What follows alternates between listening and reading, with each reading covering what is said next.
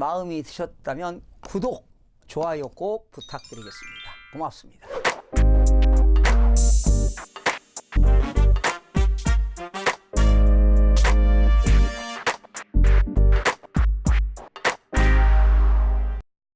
박혜경님, 안녕하세요. 유튜브 꾸준히 잘 보고 있습니다. 현재 분당구 순회동에 전세로 살면서 지방에 있는 소유 아파트를 처분했습니다. 50대 초반 부부로 작은 아이가 고2라 아이들 교육도 끝나가는 시점이고 전세 만기도 다가와 오래 살 수 있고 투자 가치도 있는 아파트 매수를 알아보고 있는데 동판교 지역과 지금 살고 있는 분당구 순회동 지역 중 어디가 더 나을까요? 판교 쪽으로 가려면 은행 대출이 필요하긴 합니다. 네. 분당구 순회동은 일기 신도시라 네. 아파트가 오래됐어요. 어허. 구축된 아파트가 많지요. 예. 그러나 동판교가 훨씬 더 우세하지 않겠습니까? 판교 신도시는요, 여러분 다 아시다시피 경부 고속도로를 기준으로 해서 네. 동판교와 서판교로 구분이 되잖아요. 네네. 그런데 동판교는 말이죠, 아파트 이주와 그리고 주택과 업무단지 그리고 산업단지로 구성되어 있습니다. 동판교는 상업시설과 주거시설이 어우러진 동판교가 분당구 순회동과 서판교에 비해서 집값이 훨씬 더 비쌉니다. 그러니까 지금 대출받겠다는 거 아니에요. 그렇겠죠. 예. 그러나 현재 만약에 무리해서 대출을 받아 가시는데 만약에 이자 비용이 부담이 된다면 네. 좀 동판교로 가는 것도 좀 고려해 볼 만하지 않나 생각이 들어요. 이자 부담이. 네, 그러니까 차라리 분당구에서 좀 새로운, 좀 많이 오래 안 된 그런 아파트에서 주거 생활하는 것도 어떨까 이런 생각해 보고요. 예. 대출 받을 능력이 있고 또 이자를 부담할 능력이 있다면 뭐 동판교가 앞으로 투자 가치가 있어요, 사실은. 투자 가치는 더 높으니. 네. 예. 그런데요, 팁을 드린다. 네. 옛날에 분당 일기 신도시 생겼을 때 그리 갔지요? 네네. 거기서 또 동판교가 또 신도시 생겼을 때 이사 갔죠? 네. 거기 살다가 또 강남의 수서동으로 또 이사 오는 사람들이 있어요. 그러니까 이렇게 갈아타는 것이 예. 돈을 좀 버는 겁니다, 사실은. 아. 그러니까 이사를 잘 어떤 어느가 개발되고 어느 지역이 가격이 상승하느냐 그런 지역을 선택해서 이사를 가는 것도 어쩌면 재테크 수단이 될 수가 있습니다. 그때. 요즘은 재테크가 아니라 재테크, 주택이니까. 아, 주택. 재테크, 테크가 아하. 아니라 테크. 그렇죠. 예. 이 재테크는 또 타이밍이 중요하겠어요, 그만큼. 그렇죠. 예. 주택은 타이밍이 중요합니다. 그렇군요. 자, 박학기님. 안녕하세요, 교수님. 저는 경기도 구리시 인창동에 있는 삼부 아파트 38평에 살고 있습니다. 저희 아내와 두 사람이 살고 있는데 올 10월 1일 입주 예정인 강동구 고덕 그라시움 아파트 25평으로 옮기려고 합니다. 그러기 위해서 현재 살고 있는 아파트를 매도하고 대출을 해야 하는데 적절한 판단인지 의견을 여쭙니다. 시기와 가격의 적정성, 향후 투자 효과를 볼 수 있는지에 대해서도 궁금합니다. 제 아내가 평소에 교수님의 말씀을 자주 듣고 있습니다. 그럼 교수님의 고견 부탁드립니다. 아이고, 역시 미래 가치를 본다면 네. 구리시보다는 네. 서울 강동구 고덕이 낫지요. 음. 강동구도 명색이 저 강남 사구 아닙니까? 강남, 서초, 송파, 강동이니까요. 강동. 예. 또 강동구 고덕동 하게 되면 공기도 좋아요. 그리고 주거 환경이 양호합니다. 예. 그리고 지금 인창동에 있는 삼보 아파트는 오래됐기 때문에 네. 아마 이사를 하실 때도 된 것 같습니다. 아, 지금 시기가. 그 인창동 아파트가 오래됐어요. 예. 신축한 지 지금 그 한 23년 정도 된 것 같은데. 그러면 2019년도를 보게 되면 구리시 아파트는 0.37%가 상승했어요. 구리시가. 왜 그러냐면 이제 뭐 그 교통이 좋다 보니까 구리시는 올해 상승했고요. 강동구는 올해 전국적으로 떨어진 적이 전국에 9위에 들어갑니다. 9위. 전국적으로. 많이 강동구는 떨어졌네요. 입주 물량이 엄청나게 쏟아졌어요. 그리고 올해 강동구는 4개월 동안 마이너스 3.62%가 하락을 했습니다. 그래서 내가 볼 때는 일시적인 1세대 2주택이라면 삼보 아파트를 양도해도 양도소득세는 비과세 될 것 같아요. 그러니까 네네. 입주하는 전략을 세워도 도움이 될 것 같습니다. 그렇군요. 예. 근데 어쨌든 이분께서는 매도하고 대출까지 해야 되기 때문에 매도하고 들어가야 될 것 같습니다. 그렇죠. 어차피 뭐 이거 잔금 치러야 되니까. 예, 그렇죠. 고덕 그라시움 아파트. 그럼 천상 3부 아파트 처분해야 돼요. 처분해야겠네요. 네. 예. 만약에 타이밍이 안 맞는다면 뭐 일시 월세를 살던 뭐 어떻게 하든 하여튼 입주를 하는 전략을 하는 것이 좋을 것 같습니다. 지금 현재 예. 봤을 때 예. 알겠습니다. 그리고 또 미래 가치도 있고요. 강동구니까. 강동구니까. 예. 다음 홍방님. 강릉은 어떤가요? 단독주택을 구입했습니다. 다세대 주택 월세 받으려고요. 그리고 주말마다 강릉 가서 쉬었다가 도시로 올라옵니다. 별장 기능도 하고요. 안 올라와도 문제는 없는데 남북 경협이 잘 되면 가치도 있을 것 같아서요. 기차도 생기고 고향입니다. 가치를 떠나서 고향이라면 의미가 있지 않나요? 그렇죠. 힐링도 하시고요. 예. 참고로 알고 계시기 바랍니다. 네. 2019년 올 4개월 동안에 매매 가격의 변동률을 보게 되면 네. 강원도는 마이너스 2.27%가 하락했습니다. 그런데 강릉시는 1.39%가 또 하락했어요. 그래서 제가 볼 때는 다세대 주택에 투자하는 것보다 네. 입지가 좋은 소형 아파트에 투자하는 것이 좋지 않을까 이런 생각해 보고요. 그 이유는 네. 차후에 다세대 주택을 양도시에는 잘 매매가 이루어지지 않아요. 아파트는 그래도 매매가 이루어지는데 지방 다세대는 거의 매매가 이루어지지 않습니다. 예. 결과적으로 역시 투자하실 때는 언제든지 양도가 가능한 부동산을 취득하는 것이 훨씬 더 유리합니다. 예. 단독주택 자기 고향이니까 별장처럼 쓰니까. 예, 별장 기능. 그런데 지금 또 투자 목적으로 다세대 주택을 월세 받으려고 사고 싶다는 것 같은데 지금 이분이 헷갈리는 것 같은데 단독주택은 혼자 갖는 거고요. 이건 단독주택이고 다세대 주택은 착각하시는 것 같아. 다세대 주택은요 공동주택이에요. 예. 다가구 주택을 의미하는 거 봐. 일부는 세를 놓으려고 그러는가 보지. 그러면은 지금 이 질문 자체가 이분이 지금 헷갈리는 것 같아요. 예. 단독주택을 구입했다고 했는데 또 일부는 다세대 주택 월세 받으려고요. 자, 이런 질문 자체는 다가구 주택인 것 같아. 그러면 단독주택이면서 다가구는 여러 가구가 사는 게 다가구거든. 다세대 주택이랑 달라요? 달라요. 다가구 주택은 단독주택이고 다세대 주택은 공동주택입니다. 달라요. 예. 이분이 좀 뭐 착각하는 것 같은데. 다가구 주택이겠네요. 네, 그런 것 같습니다. 예. 나중에 또 질의 한번 하세요. 예. 다가구인지 다세대인지 어쨌든 어디에 투자할 것인지. 예. 단독주택은 이미 구입을 했다고 하니까 다가구 주택이 맞을 것 같네요. 홍순홍홍님. 저는 현재 강북구 미아동 두산 위브 트레지움 24평 필로피 1층에 살고 있습니다. 4살 아들을 키우고 있어요. 시댁이 가까워서 여기로 2018년 7월 12일에 이사 오게 되었는데요. 와서 살다 보니 어린 아들에게는 자연이 좋을 것 같아서 경기도로 귀촌하기로 하였습니다. 문제는 저희가 이렇게 하락기인 것을 인지하지 못하고 그냥 계약을 해버려서 집을 내놓았는데 단 한 명도 집을 보러 오지 않는 상황입니다. 저희는 8월 중순까지는 경기도 주택에 들어가야 하는 상황이고요. 그래서 2가지 방법 중에 고민입니다. 자, 첫 번째. 무리를 해서라도 미아동 트레지움을 가지고 있는다. 앞으로의 전망이 괜찮다면 일시적 1가구 2주택 이것의 조건이 첫 번째 주택 매매 후 1년 뒤에 두 번째 주택을 매매하는 조건이니 저희는 2018년 7월 12일에 샀으므로 2019년 7월 13일 이후에 두 번째 주택을 매매하면 해당되겠지요? 계약일이 아니라 잔금일이 맞는지도 궁금합니다. 그 후 3년 안에 첫 번째 주택을 매매하면 일시적 1가구 2주택으로 인정되어 비과세 혜택 적용되는 것이 맞나요? 그런데 조정 대상 지역은 2년 실거주라고 하는데 저희는 아직 1년밖에 안 되어서 전세나 월세를 주지 않고 미아동 집에 주소를 그대로 두고 두 번째 주택을 매매만 하고 있으면 되는 건가요? 등기를 어떻게 해야 하는 건지 어렵네요. 그리고 이제 2가지 방법 중 두 번째. 향후 2, 3년 전망이 더 나쁘다면 지금 시세를 많이 낮춰서라도 급급매로 내놓는다. 저희의 삶에서는 너무 중요한 선택이라 교수님께 의견 여쭈어봅니다. 제가 조사해보니까 지금 트레지움 아파트가 2011년도에 준공된 아파트 맞죠? 뭐 살기는 좋은 것 같아요.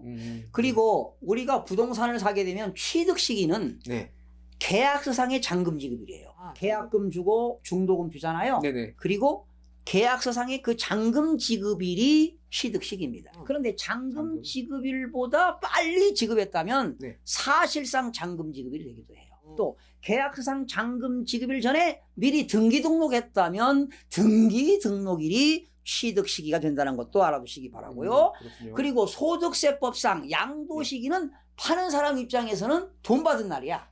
대금 청산일. 완전히 돈이 들어온 날이 양도 시기가 되겠고요. 어느 때는 지금 질문의 의도가 잘 이해가 안 되는 것 같아요. 그래서 그래요? 제가 소득세법 155조 네. 1세대 1주택 특례 규정을 제가 우리 질문자뿐만 아니라 우리 시청자들을 위해서 제가 설명을 한번 드려보겠습니다. 예. 제가 국내 1주택을 소유하고 있어요. 네. 그런데 그 주택을 양도하기 전에 다른 주택을 취득하게 되면 어떻게 될까요? 1세대? 2주택. 2주택이 되겠죠. 예. 그런데 내가 종전주택을 하나의 주택을 처음 샀으면 새로운 주택을 살려면 1년 이상을 지나야 돼요. 네. A라는 주택을 샀잖아. 첫 번째 주택을 사고 1년 후에 사야 된다. 1년이 지난 후에 B주택을 사야 돼. 예. 그러면 B주택을 사면 일시적인 2주택이 됐잖아요. 네. 그러면 B주택을 산 날로부터 종전주택. 네. 그러니까 B주택은 이제 새로운 주택이잖아. 신규 주택이니까. 그렇죠. A주택은 새롭게 산 주택을 취득한 날로부터 3년 이내에 팔면 돼요. 네네. 그럼 세금이 없어. 비과세. 네. 그런데 조정 대상 지역이면 네. 2년. 2년 A주택을 2년 이내에 양도해야 된다. 네네. 이게 여러 번 개정돼 가지고 참 헷갈려요.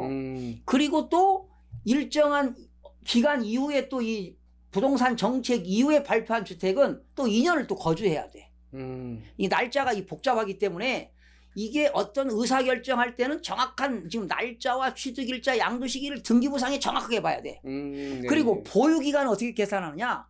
등기에 언제 취득했느냐? 네. 소유권이 언제 넘어갔느냐? 네네. 보유기간은 등기부상의 취득일로부터 양도일까지를 보유기간으로 봐요. 그러니까 이게 정확한 데이터를 가지고 제가 답을 드리려면은 공적인 장부를 봐가면서 내가 해야 될 것 같아요. 그러니까 지금 참 애매해요. 그 다음에 두 번째는 훗날 서울에 거주할 또 기회가 있잖아요. 지금 귀촌에서 산다면. 그거는 뭐 그건 모르겠어요. 모르겠죠. 그러나 내가 볼 때는 서울은 한 번 집을 팔고 새롭게 산다는 건 결코 쉬운 일이 아니거든. 그래서 귀촌을 한다 하더라도 서울 집은 가급적이면 재무 상태가 좀 좋다면 안 파는 게 좀 좋을 것 같아요. 가급적이면. 내가 지금 저 질문자의 재무 상태를 지금 알 수가 없기 때문에 재무 상태는. 정확한 답변 드리기가 좀 어려운데 아파트 가격이 지금은 하락하고 있지만 언젠가는 또 상승기가 온다고. 그건 아무도 예측할 수가 없어요. 그래서 가급적 주택을 소유했으면 그런 내 개인적인 바람입니다. 그리고요, 정확하게 질문하려면 언제 어떤 집을 며칠 날 사고 이런 것들을 정확하게 알려줘야 제가 답변을 드리는데 좀 너무 좀 어수선한 질문이어서 답변이 좀 정확하지 않아서 죄송합니다. 그렇군요. 박도승님, 정말 지푸라기라도 잡는 심정으로 교수님께 글 올립니다. 현재 저희는 60대 부모님과 저희 부부, 자녀 2명, 총 6명이 합가하려고 합니다. 어린 나이에 결혼하여 살다 보니 너무나도 집을 사기에 힘들어서 이런 결정을 내렸습니다. 부모님이 한평생 아껴서 모은 2억 남짓한 돈으로 아파트 매매를 알아보던 중 청주시 청원구 주성동, 주중동의 대원 칸타빌이라는 아파트로 매매를 하려고 합니다. 현재 그 지역 일대에 이 아파트만 3억 정도의 거래가 되고 있습니다.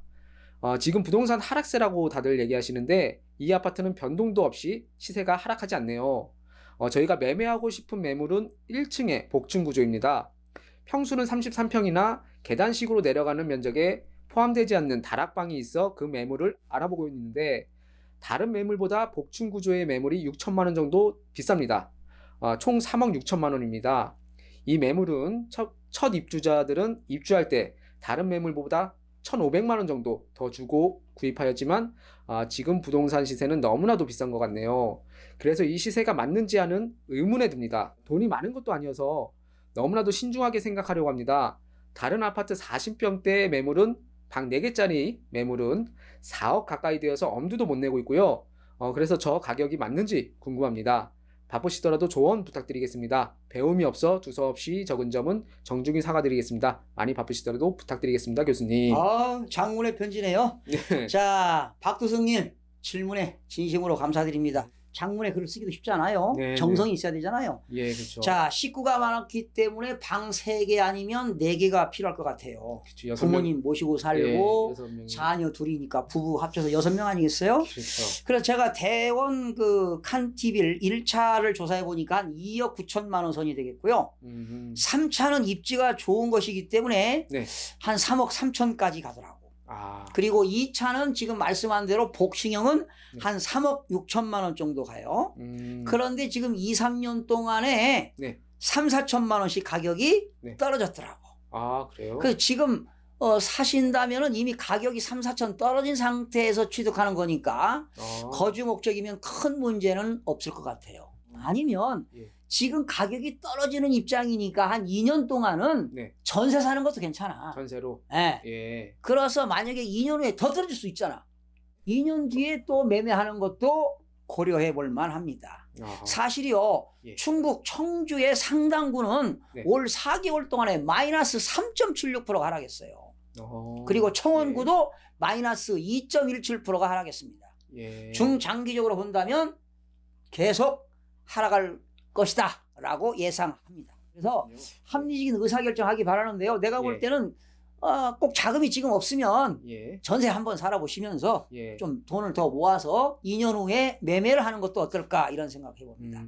가격에 매매를 하는 것도 뭐 당장 집을 뭐 매매할 필요가 없다면은 꼭 그렇죠. 굳이 33평형 전세로 가는 것도 괜찮을 것 같아요. 정우형님, 평소 선생님 영상을 틀어놓고 일 보는 사람입니다. 많은 걸 배우게 되어 항상 감사하게 생각하고 있습니다. 일본은 100만 원 이하 단독주택들도 많다고 합니다. 세금 내고 철거하는 비용보다도 가치가 없는 집들이겠지요. 우리나라보다 먼저 고령화 인구 감소를 겪고 있는 일본의 상황이 이러한데 과연 우리나라 미래도 그러할까가 궁금합니다. 흔히들 다방면으로 일본이 우리의 10년 후 미래라고 하는데 또 다른 부분도 분명히 있으니까요.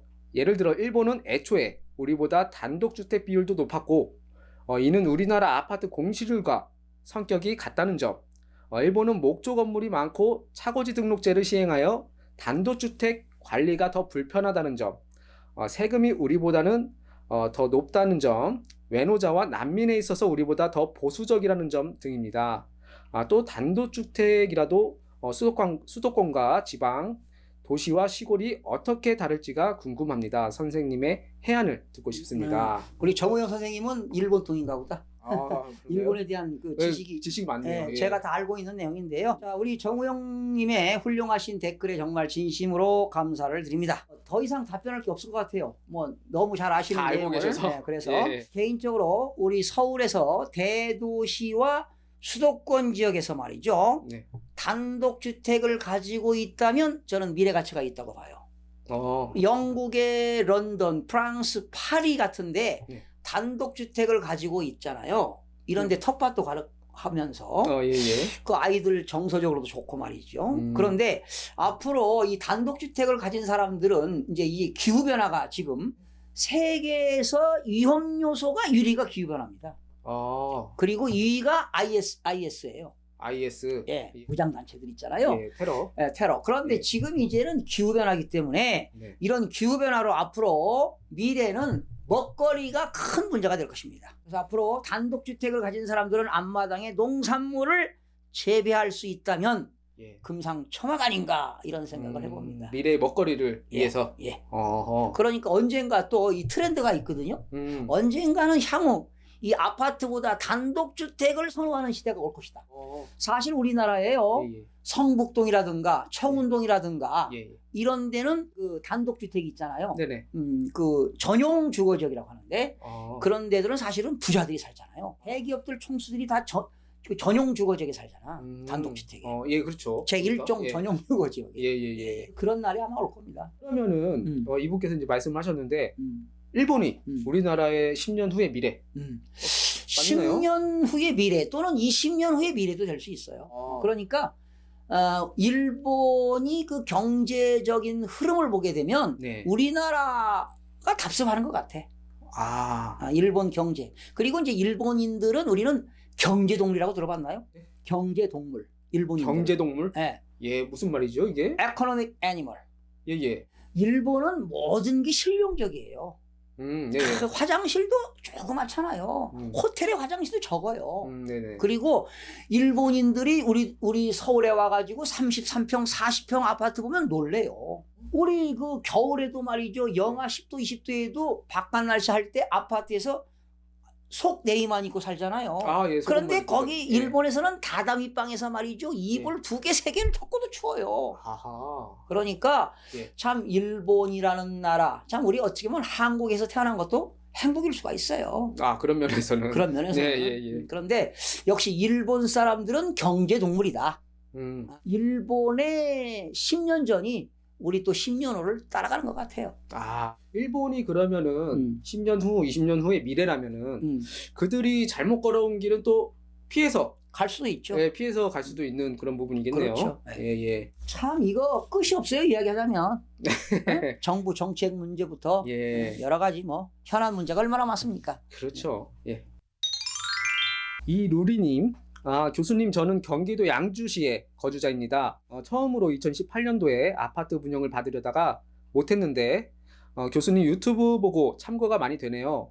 양주는 고읍지구, 옥정지구, 회천지구, 덕정지구가 있는데 GTX가 들어온다고 하는데 어느 지구를 몇 년도에 선택하는 것이 좋을까요? 25평 정도 생각하고 있습니다. 답변 좀 꼭 부탁드립니다. 네. 반갑습니다. 예청자죠. 애청자분이시네요. 네, 시청자고. 예, 예. 참고로 좀 말씀드릴게요. 네. 고읍지구는 아파트가 오래돼가지고요. 지금 매매 네. 가격과 전세 가격이 지금 계속 하락 중에 있고요. 지금 33평형이 2억 4천에서 2억 8천만 원까지 있는데 매물이 무지하게 많이 나와 있어요. 그리고 근데 그 이유는 뭐냐면 예. 고읍지구에 살던 사람들이 말이죠. 네. 옥정지구로 지금 입주 중에 있어요. 옥정지구로? 옥정지구로 지금 예. 옥정지구가 막 지금 입주하고 있거든요. 예. 그러다 보니까 옥정지구는 신규 아파트가 무려 3억 5천만 원까지 가더라고. 차이가 많죠? 있네. 구축 아파트하고 신축하고 다르죠. 예, 예. 그리고 회천지구는요. 내년 2020년도에 분양할 예정입니다. 내년에. 내년에. 예. 그리고 덕정지구는 아직 분양이 발표되지 않았어요. 2021년도가 될지 2022년도가 될지 모르겠는데 예. 그리고 덕정지구에는 GTX가 들어오니까 예. 앞으로 덕정지구가 오히려 더 투자 가치가 있으니까 덕정지구에다 분양을 받아보는 것도 어떨까 이런 생각을 해봅니다. 그냥 발표가 나기까지 좀 기다렸다가. 그렇죠. 아하. 예. 그러니까 앞으로 네. 돈 현금 많이 모으세요. 일단은 순위를 매기자면 그럼 혹시 순위를 매길 수가 있을까요? 그러니까 예. 어디에 투자하면 좋겠느냐? 네. 덕정지구로 가시면 좋을 것 같아. 덕정지구 그냥 덕정지구? 이 넷 중에선 덕정지구. 예. 알겠습니다. 깔끔합니다. 예. 제가 다 디테일하게 설명드렸잖아요. 예. JD 장님, 교수님 항상 감사합니다. 저는 60대 중반으로 최저임금 근로자로 6년 후 2025년 퇴직 예정자입니다. 퇴직 후 보람된 노후 생활을 위한 교수님의 고견을 참고하여 차근차근 준비하고자 합니다.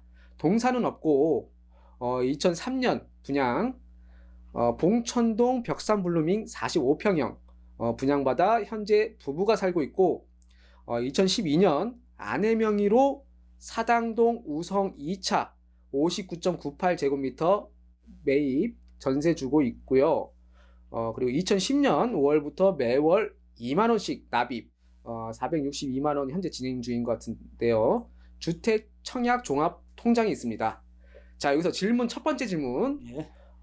현 2주택지의 전망, 투자 보유 평가과 부동산을 활용, 매도 혹은 보유 혹은 갈아타기, 이런 활용한 노후 준비의 번쩍이는 교수님의 고견을 부탁드립니다. 답하고 질문 2로 넘어갑시다. 예. 네. 그렇죠. 먼저 질문 1번의 답은요. 네. 지금 부부가 살기에는 평수가 크지 않나 생각이 들어요. 45평형이네요. 그렇죠. 예. 자녀도 있는지 모르겠는데. 예.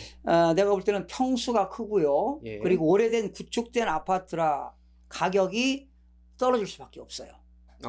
그리고 사당동 아파트는요 지금 네. 전세를 주고 있는데 네네. 월세로 전환해서 매월 고정된 월세 수입이 들어오는 것도 한번 고려해 볼 만합니다. 월세로 전환해서. 예. 예. 자, 질문 2로 넘어가시죠.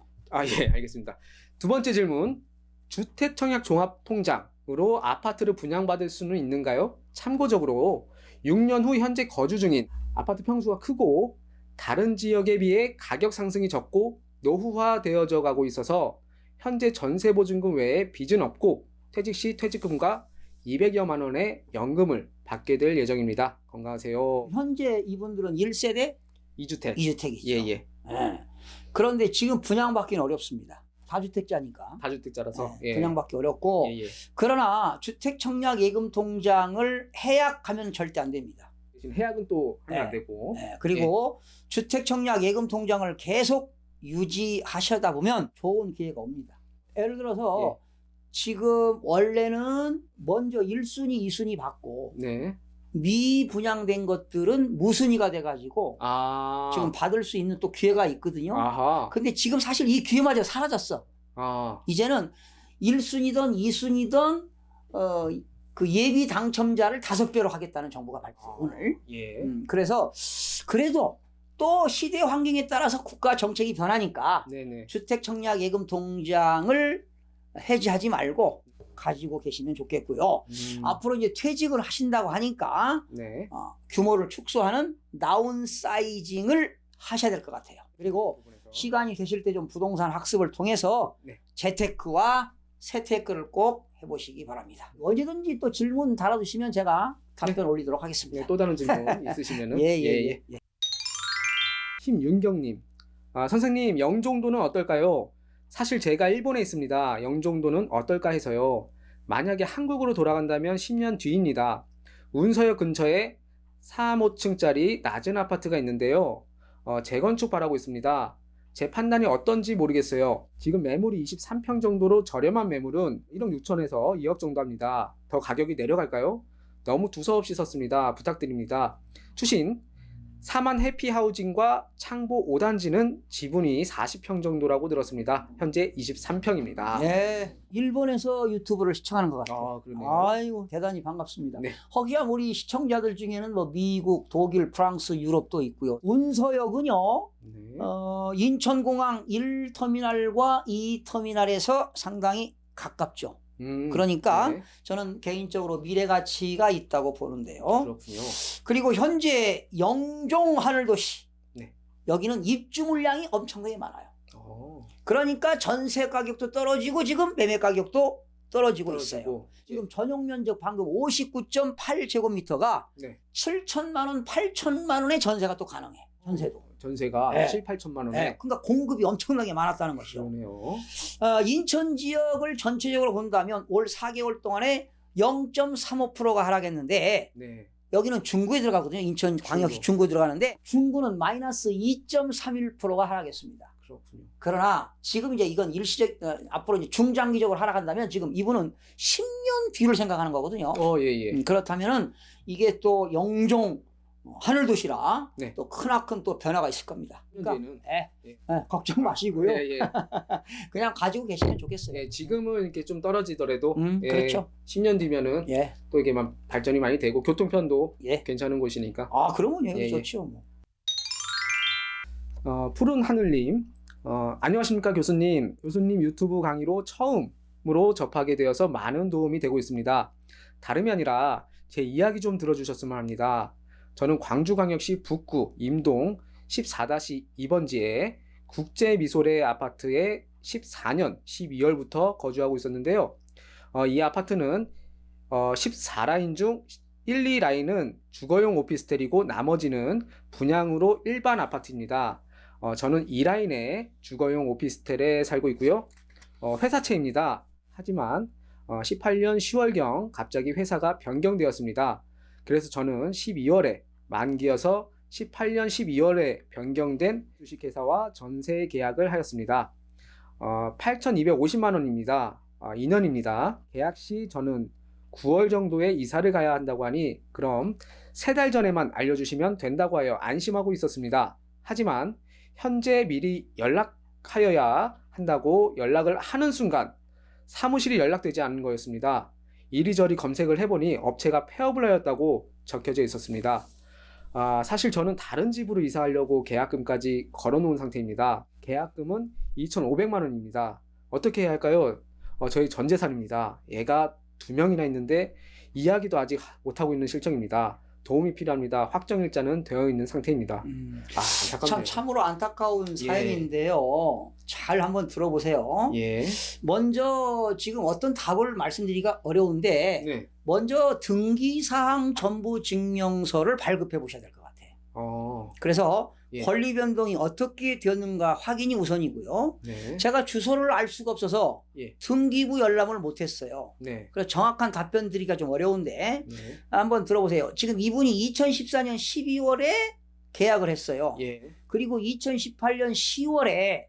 회사가 변경되어 가지고 12월에 주식회사와 계약을 체결했단 말이죠. 예. 그런데 이분은 임차보증금을 2014년 12월에 네. 지급했다면 네. 그런 상태에서 소유권이 권리 변동이 있었다면 예. 주식회사가 이 사람의 보증금을 안아야 돼요. 인수해. 예.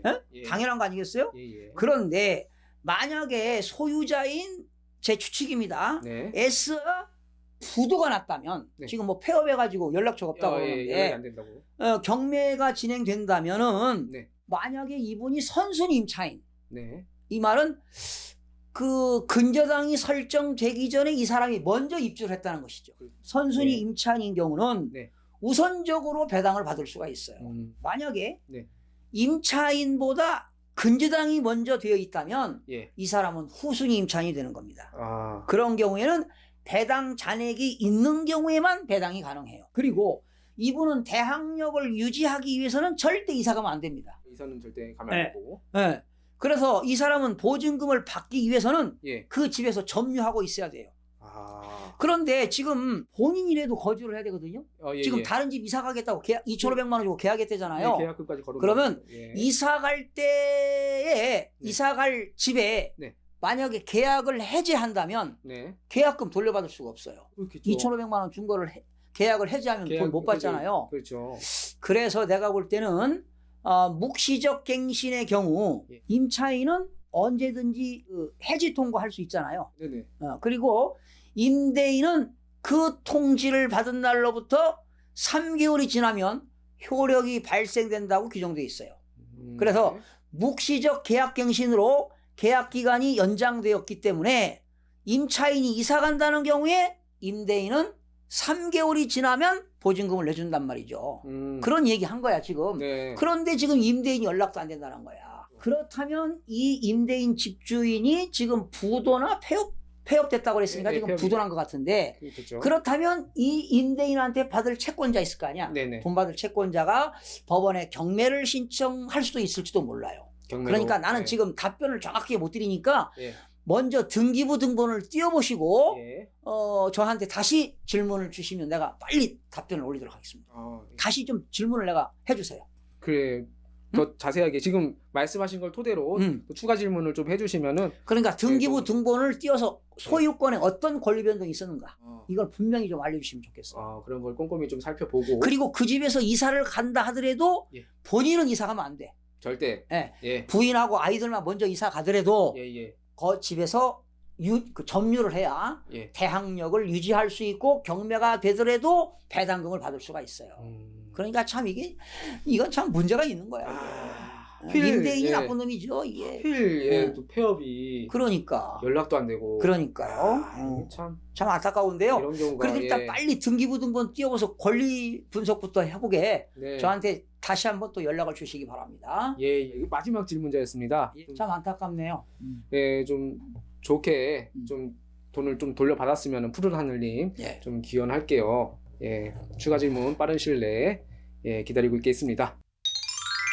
자, 오늘도 16탄 시간 예. 이렇게 또 많은 질문들, 댓글들 한번 알아보았고요. 끝으로 시청자 여러분들 고맙습니다. 이렇게 좀 좋은 댓글을 또 달아주셔서 다양한 시청자들과 또 지식을 공유하고 서로 소통하고 이런 시간이 너무나 행복한 시간인 것 같습니다. 여러분들 늘 건강하시고 또 하시는 일 잘 되시기 부탁드리고요. 여러분들 우리 김동수 유튜브와 함께 성공을 기원드리면서 방송 마무리하겠습니다. 대단히 고맙습니다. 감사합니다.